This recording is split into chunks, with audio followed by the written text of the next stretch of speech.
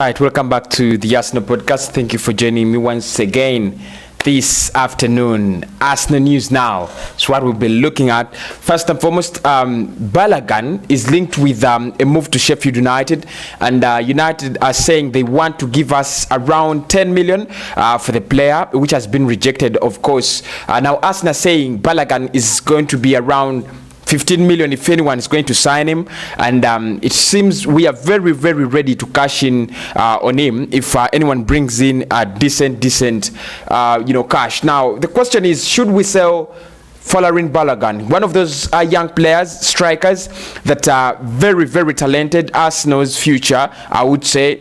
One player that many people think should get a chance ahead of Eddie Nketiah. Many people think he's better than Eddie Nketiah. What do you think on the Gunners podcast? Should we sell Folarin Balogun, or should we give him a chance this season? Now, Sheffield have already confirmed their interest, and they are coming back with a second bid because their first bid was actually reportedly rejected by Arsenal. So we are still waiting to see if Arsenal is really going to make another Serge Gnabry mistake, because this would be really another big Serge Gnabry mistake. You know, remember we sold Serge Gnabry to Bayern Munich. Today he's one of the best players in Europe, one of the best wingers in Europe. We have signed a winger for 72 million, but it's not even close to Balogun, when it comes to statistics. So probably if you sell Balogun, you're making another Serge Gnabry, problem. We are going to be making another big mistake that maybe we might regret in the coming days, in the coming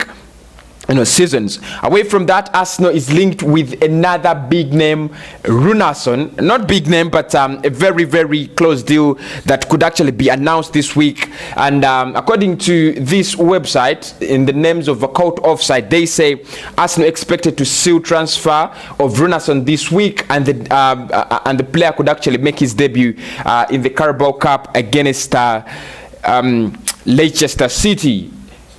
Runnarson, the goalkeeper that could actually replace the man himself, Emi Martinez at Arsenal. Remember, we sold Emi Martinez to Aston Villa at 16 million, and we want to bring in a goalkeeper, a second goalkeeper, a backup goalkeeper to Burnley, who could actually be quite as good as Emi Martinez. But I don't think we are going to get someone who's as good as Emi Martinez.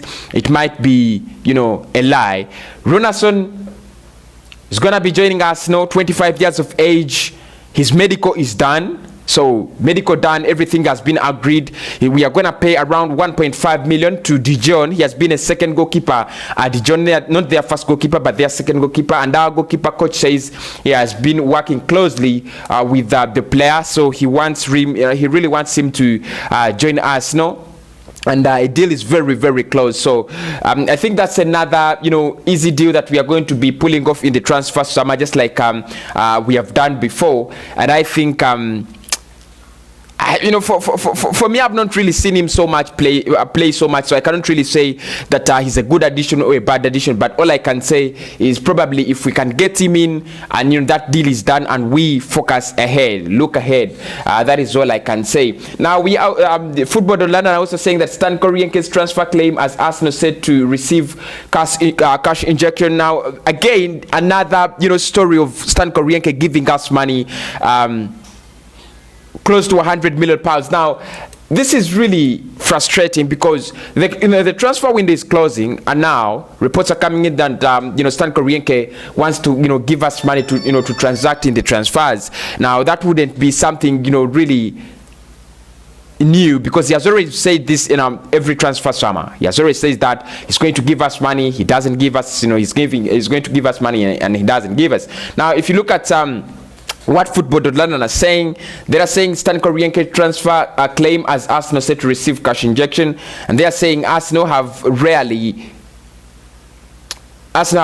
hidden their frustration at Stan Kroenke's approach to owning Arsenal. It has now been revealed that Kroenke has not invested in Arsenal across the past 5 years. The news will come as no surprise to many Arsenal fans, with the club often feeling stifled under the Americans' ownership.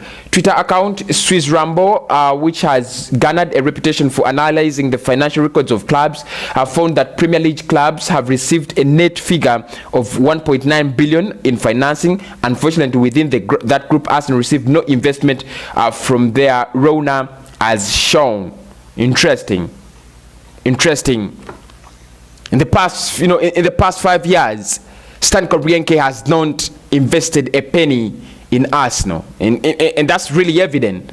We have been selling our best quality, our best talent, and bringing in mediocre players. If you look at if you ask me one quality player we have signed in the last 5 years, who was it?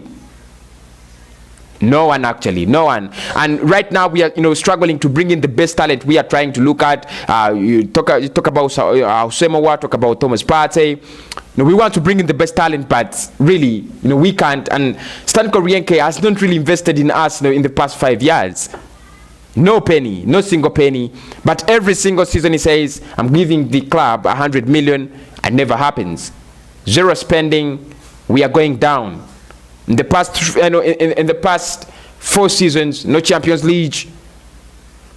Finishing 5th, 8th, 6th. We have become Europa League boys. Anyway, that is one of the stories around the club as well. If I can look at the other, still football.london are saying Jose Mowa could have played his last game for Lyon as Arsenal intensified his 50 million pursuit, but still there is nothing that is developing in this deal. I cannot really come in and say that maybe we are progressing towards Jose Mowa. There is nothing that is really progressing. We are not doing anything close to getting him. It's just like Thomas Partey deal. Gareth Bale is back in the news as well, linked with Tottenham Hotspur closely, as well as Arsenal. I don't think Arsenal are interested. I've already said so much about this. So apart from that, and Lucas Torreira's deal, very close to getting a loan deal to Torino that will have a mandatory buy clause. I don't think there is anything close to Arsenal. So I'll be doing that. I'll be signing out, and I'll be coming back later for more transfer news as well as more Arsenal videos. Stay safe.